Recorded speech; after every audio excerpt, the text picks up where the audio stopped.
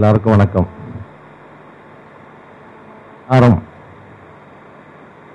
தாரம்ங்கிறது என்ன மாதிரிங்கிறது இப்போ நீங்கள் இப்போ பார்த்தீங்க.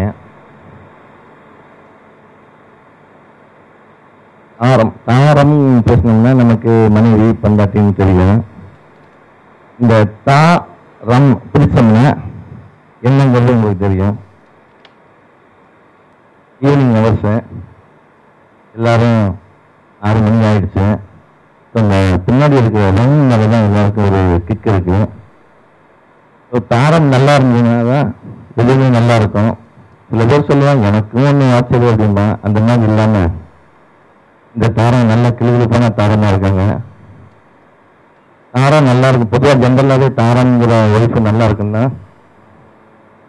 சுகாதாரம் நல்லா இருக்கணும், பொருளாதாரம் நல்லா இருக்கணும், இதுக்கெல்லாம் ஆதாரமா இருக்கிற தாரம் நல்லா இருக்கணும். இருந்ததுன்னா வீடு நல்லா இருக்கும். என்னடா விரைந்து போறாங்க நினைக்காதீங்க. இதை பத்தி என்ன பேசுறதுன்னு தெரியல. என்னன்னா இப்ப நானே இப்போ பேரில் இருக்கவங்களும் எல்லாம் நல்லா பேசுவாங்க. இத்தனை சேனலும் எடுக்கிறாங்க. ஆனா எதுவுமே டிவியில் வரப்போறதில்லை. அவங்களுக்கு தேவை இந்த ரவுண்டா ஒரு சிடி ஒளியை மட்டும் எடுத்துட்டு பைட் எடுத்து போட்டுருவாங்க. பட் ஒவ்வொரு ஃபங்க்ஷனையும் பார்க்குறேன் 15 கேமரா இருக்குது. ஒரு நாள் கூட நாங்கள் பேசுனது எதுவுமே வரதில்லை. பட் இருந்தாலும் பரவாயில்ல. ஏன்னா இந்த இடத்துல ஃபோட்டோகிராஃபர்லாம் ரொம்ப சோகமாக உட்காந்துருக்காங்க. தாரம்ங்கிற ஒரு படத்தை வச்சுக்கிட்டு ஒரு கிளுகிழிப்பான ஒரு ஹீரோயின் இல்லாமல் எப்படி நாங்கள் ஃபோட்டோ எடுக்குதுன்னு அவங்க வந்து ஒரு சோகமாக உட்காந்துருக்காங்க. சித்ராமணியும் சத்யாவும். தேவராஜ் இதுக்காண்டி தாடி வளர்த்துட்டாரு. படத்தை வந்து இப்போ இந்த தயாரிப்பாளர்கள் வந்து இது ஒரு பெரிய படம் மாதிரி நல்லா பப்ளிசிட்டி பண்ணியிருக்காங்க. நீங்கள் பார்த்தீங்கன்னா கோடம்பாக்கம் ரோடில் 2 பக்கமே வினையில் ஒரு இன்டர்நேஷனல் கான்ஃபரன்ஸ் மாதிரி கலர் கலராக கொடிகளுக்கு கீழே சிவகாமனோட நல்ல இன்பமயமான போஸ்ட்டு. ஸோ இந்த அனைவரும் இன்னைக்கு எல்லா ஏரியாவும் விற்றுருக்கோம் இந்த பப்ளிசிட்டிக்கு. அதுக்காண்டி தான் ப்ரொடியூசர் பிளான் பண்ணியிருக்கிறார் போல இருக்கு. மாலை வணக்கம். மேடையில் அமைந்திருக்கும் தலைவர் வி. குணநாதன் சார் அவர்களுக்கும் மற்றும் இயக்குனர் பவித்ரன் சார், பிரபாகர், விஜய் முரளி மற்றும் இந்த தாரம் என்ற ஒளிநாட வெளியீட்டு வந்து அனைத்து நல்ல உணவுகளுக்கும் என்னோட மாலை வணக்கத்தை சொல்லி, இந்த படத்தில் வந்து இப்போ 2 பாடல் காட்சி பார்த்தோம். இந்த ட்ரெய்லரில் வந்து ஆக்ஷன் பிளாக் காட்டினாங்க. ரொம்ப அற்புதமாக பண்ணி இந்த படத்தில் வந்து வேலை பார்த்தவங்க, டைரக்டர், அந்த கேமராமேனு, எடிட்டரு ப்ளஸ் வந்து மியூசிக் டைரக்டர், அவங்க ஒர்க்கெல்லாம் ரொம்ப தெளிவாக பண்ணியிருக்காங்க. ரொம்ப ஒரு மெச்சூரிட்டி ஃபிலிமாக இருக்குது. நிச்சயமாக இந்த படம் நல்லா வரணும். வந்து இந்த ப்ரொடியூசர் ஆர்பி பாலா வந்து நல்ல ஒரு ப்ராஃபிட் அரேஞ்ச்மெண்ட் எல்லாம் வேண்டி கேட்டுக்கொண்டு விடைபெறுகிறேன். நன்றி, வணக்கம். மீட்டு வருகை வந்திருக்கின்ற அண்ணன் சிஆர் அவர்களுக்கும் சிறப்பாக ரொம்ப காமெடியாகவும் அதே மாதிரி வியாபார ரீதியாகவும் ப்ரொடியூசரை மகிழ்விக்கிற வகையில் பேசக்கூடிய திறமை வாய்ந்த திரு தயாரிப்பாளர் திரு வெற்றிமொழி அவர்களையும், மக்கள் எதை விரும்புவாங்க, எப்படியெல்லாம் அதை செயல்படணும், வியாபாரத்தை வந்து அப்படியே எப்போதுமே 24 ஹவர்ஸ் கையில் வச்சிருக்கிற அருமை சகோதரர் திரு தேனப்ப சார் அவர்களுக்கும், மக்களை சிண்டி வைக்கக்கூடிய வசனங்களை எழுதக்கூடிய பிரபாகரன் அவர்களுக்கும், நல்ல தரமான படங்களை எழுதக்கூடிய திரு செல்வன் அவர்களுக்கும், அம்மா நித்யா அவர்களுக்கும், பால அவர்களுக்கும் வணக்கத்தை சொல்கிறேன். தாரம்ங்கிற ஒரு தயாரிப்பை வந்து செஞ்சுட்டு இருக்காங்கன்னா அதில் வந்து ஏதோ ஒரு முக்கியமான விஷயங்கள் இருக்கு. குறிப்பாக வந்து விஜய் முரளி சார் இதில் இன்வால்வ் ஆகிருக்காருன்னா வியாபார நுணுக்கங்கள் கொஞ்சம் இருக்கும். அவர் மூலமா பெப்சி தலைவர் வந்திருக்காங்கன்னா கன்ஃபார்மாக இது பெரிய வியாபாரம் ஆகிப்போச்சு, பெரிய பப்ளிசிட்டி ஆகிப்போச்சு அப்படிங்கிற எண்ணத்தோடய நான் வந்துட்டு இருந்தேன். அதில் என்னமோ தடம் மாறுதல்னு எழுதியிருக்கு. பட் கரெக்டான தடத்துல தான் வந்துட்டு இருக்கீங்க. இந்த படம் கரெக்டாக நல்ல போஸ்டர்லாம் ரோடு மூலம் பர்ஃபெக்டாக ஒட்டி எல்லாம் பர்ஃபெக்டாக பண்ணியிருக்காங்க. இந்த படத்தினுடைய வியாபார நோக்கங்களை பார்க்கும்போது விஜய் முரளி சார் வந்து எவ்வளவு சிறப்பாக வந்து ப்ரெஸ்ஸை வந்து மெயின்டைன் பண்ணி அவங்களை உட்கார வச்சு மன மகிழ்ச்சியோட பண்ணிட்டு இருக்காங்க அப்படிங்கிறது நமக்கு கரெக்டாக தெரியுது. இந்த மாதிரி திரைப்படங்கள் தான் இப்போ கொஞ்சம் வறண்டு இருக்கிற இந்த நேரத்தில் தமிழ் இண்டஸ்ட்ரிக்கு கரெக்டாக தேவைங்கிறது என்னுடைய கணிப்பு. நான் இந்த சாங் பார்க்க முடியல, தயவுசெய்து என்ன மன்னிக்கணும், கொஞ்சம் டேட்டா வந்தேன். அதை இந்த மாதிரி நல்ல வித்தியாசமான படங்களை வந்து வியாபார ரீதியாக எடுத்த இண்டஸ்ட்ரியில் வந்து கொஞ்சம் சின்ன சின்ன ப்ரொடியூசர் தயாரிப்பாளர்கள்லாம் வந்து அண்ணன் மாதிரி ஆட்கள் பெப்சியில் வந்து தலைவராக இருக்கிறனால நமக்கு வந்து கொஞ்சம் கோஆபரேட்டிவ் மென்டாலிட்டியோட கொஞ்சம் சிறப்பாக வந்து பிஸ்னஸ் பண்ணி கையை கடிக்காத நல்ல படங்களை தயாரித்து ரிலீஸ் பண்ண முடியுங்கிறது இந்த படம் வந்து ஒரு இது எடுத்துக்காட்ட தெரியுது. வேற இதை பற்றி சிறப்பாக பேசுறதுக்கு ஒன்றும் இல்லை. வாய்ப்பு எனக்கு நன்றி கூறி விடைபெறுகிறேன். வணக்கம். பொதுவாக இப்போ நேரடி தமிழ் படங்களையே வெளியிடுறதுக்கு ஒவ்வொரு தயாரிப்பாளரும் எவ்வளோ சிரமப்படுறாங்கன்னு தெரியும். அந்த சூழ்நிலையில் இந்த மொழி மாற்று படத்தை நண்பர் ஜவஹரும் பாலாவும் எவ்வளவு தைரியம் இருந்தால் இந்த சூழ்நிலையில் இவ்வளவு பெரிய ஆடம்பரமான செலவில் இந்த படத்தை வெளியிடுகிறார்கள் என்று பார்க்கும் பொழுது அவர்களை மிகவும் பாராட்ட வேண்டும் என்று தோன்றுகிறது. அது மட்டும் இல்லாமல் இந்த தாரம் படத்தோட எவ்வளவு தரம் இருந்திருந்தா இந்த படத்தை நம்பி அவங்க இவ்வளவு பிரமாண்டமா ஒரே நாள்ல தமிழ்நாடு ஃபுல்லா தாரம் அப்படின்ற ஒரு படமும் இந்த தயாரிப்பாளர்களும் எவ்வளவு மன உறுதியோட இந்த படத்தை வெளியிடுறாங்களோ அதுக்கு ஆதரவா பத்திரிகைகளும் மீடியாக்களும் ஆதரவு தர வேண்டும் என்று கேட்டுக்கொண்டு நன்றி கூறுகிறவர்களே நன்றி. இந்த தாரம் பட ஆடியோ லான்ச்க்கு நீங்க வரணும்னு நினைச்சு பாலா எனக்கு ஃபோன் பண்ணி சொன்னாரு. நான் யோசிச்சேன் எதுக்கு என்ன கூப்பிடுறாங்கன்னு புரியலையே அப்படின்னு. இங்க வந்ததுக்கு அப்புறம் தான் தெரிஞ்சது ஒரு ஆர்டிஸ்டும் ஒரு டப்பிங் ஆர்டிஸ்டும் சேர்ந்து இந்த படத்தை வந்து ப்ரொடியூஸ் பண்றாங்க.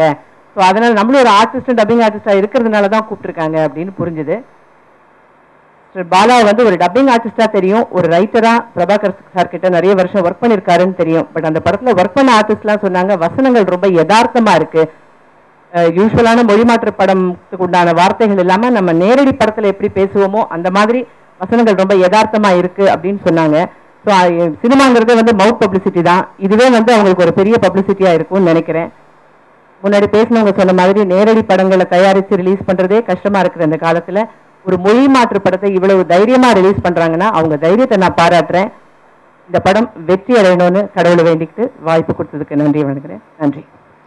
இந்த திரைப்படம் ஆரம் இந்த படத்தை ப்ரொடியூஸ் பண்ணியிருக்கவர் திரு ஆர்பி பாலா. அவர் என்னோட நிறைய வருஷங்கள் ஒர்க் பண்ணவர். ஜவஹர் கார்த்திகேயன் அவர் இப்போ வாசல்ல பார்த்துட்டு தான் சொன்னாரு, இங்க இயக்குன புதிய ஜெனரல் படத்துக்கு நான் வாய்ப்பு கேட்டு வந்தேன் சார், அதுக்கப்புறம் எத்தனை வருஷம் கழிச்சு உங்களை பார்க்கிறேன்னு.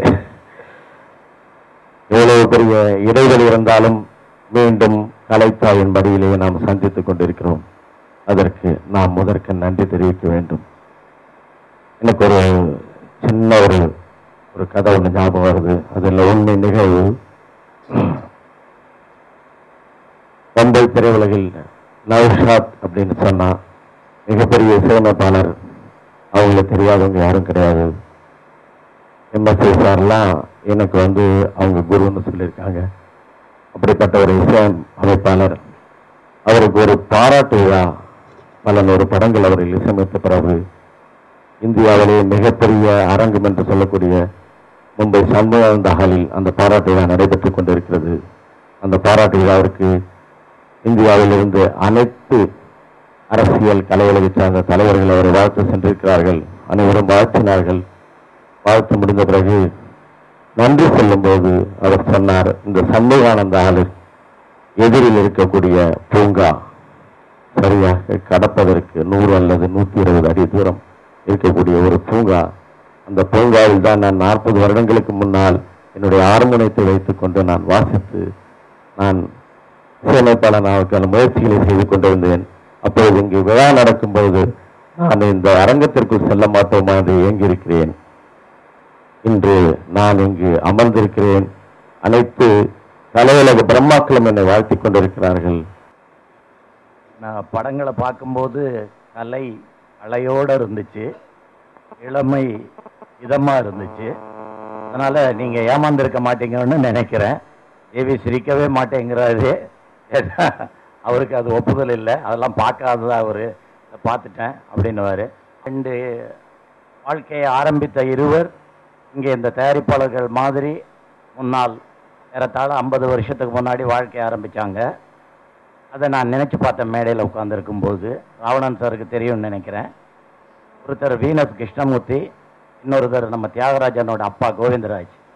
இவங்க 2 பேரும் முதல்ல திரைப்படங்கள் வாங்கி கொடுக்கின்ற மீடியேட்டர்ஸாக தான் ஒர்க் பண்ணிட்டு இருந்தாங்க. இவர் குரல் கொடுத்தா நல்லா இருக்கும்னு சொல்லி சிவாஜி சாரை பிடிச்சிட்டு வந்து முக்காமாலாக்கு டப்பிங் குரல் கொடுக்க வச்சாங்க. கொடுக்க வச்சு அந்த நிரபராதிங்கிற படத்தை வீனஸ் கோவிந்தராஜனும் அந்த வீனஸ் கிருஷ்ணமூர்த்தி சாரும் அவங்க 2 பேருமா சேர்ந்து முதல்ல அவங்க ரிலீஸ் பண்ண படம் அந்த நிரபராதி. அந்த நிரபராதிங்கிற படம் பெரிய வெற்றியாகி அவங்களுக்கு கிடைச்ச பணம் 15,000 ரூபாய் லாபம் கிடைச்சது. வெறும் 15,000 ரூபாய். நல்லா நினைச்சு பாருங்க, அந்த காலத்தில் 15,000ம்னா அது இன்னைக்கு 1.5 கோடி மாதிரி. வீனஸ் பிக்சர்ஸ் ஆரம்பிச்சாங்க. அந்த வீனஸ்ல தான் உத்தமபுத்திரன் எடுத்தாங்க. அடுத்து கல்யாண பரிசு எடுத்தாங்க. அதுக்கப்புறம் மடன்னு வளர்ந்து இந்தி படம் சூரஜ் எடுக்கிற அளவுக்கு பெரிய அளவுக்கு வந்தாங்க. அதே அளவு வளர்ச்சியை இந்த இளைஞர்களுடைய முகத்திலே நான் பார்க்கிறேன். இங்க பிரபாகரன் வந்து சொன்ன மாதிரி அந்த ஹீரோயின் ரொம்ப நல்லா பண்ணியிருக்காங்க. அவங்க வந்து எங்கேயுமே ஒரு தயக்கம் இல்லாம ரொம்ப பிரமாதமா அந்த ரோலை பண்ணியிருக்காங்க. அவங்க தமிழுக்கு நிறைய படங்கள் பண்ணலாம்.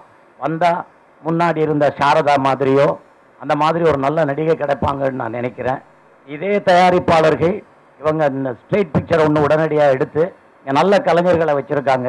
நல்ல எழுத்தாளர், நல்ல இயக்குனர்லாம் இருக்காங்க. அவங்கள வச்சு உடனடியாகவே தயாரிப்பிட்ட சொன்னால் ஒரு நல்ல டிஸ்ட்ரிபியூட்டர், நல்ல ப்ரொடியூசர் வாங்கிடுவார். ஒரு படத்தை இங்கேயே அனௌன்ஸ் பண்ணுங்க. இதே ஹீரோயினை வச்சு ஒரு நல்ல கதையை செலக்ட் பண்ணி இங்கேயே அனௌன்ஸ் பண்ணி இவங்களை எல்லாத்தையும் வச்சு இங்கேயே நீங்கள் வியாபாரம் பண்ணிடுங்க. உங்களுடைய ஆரம்பம் மிக சிறப்பாக இருக்கிறது. நிச்சயமாக நெடும்பயணம் போவீர்கள்.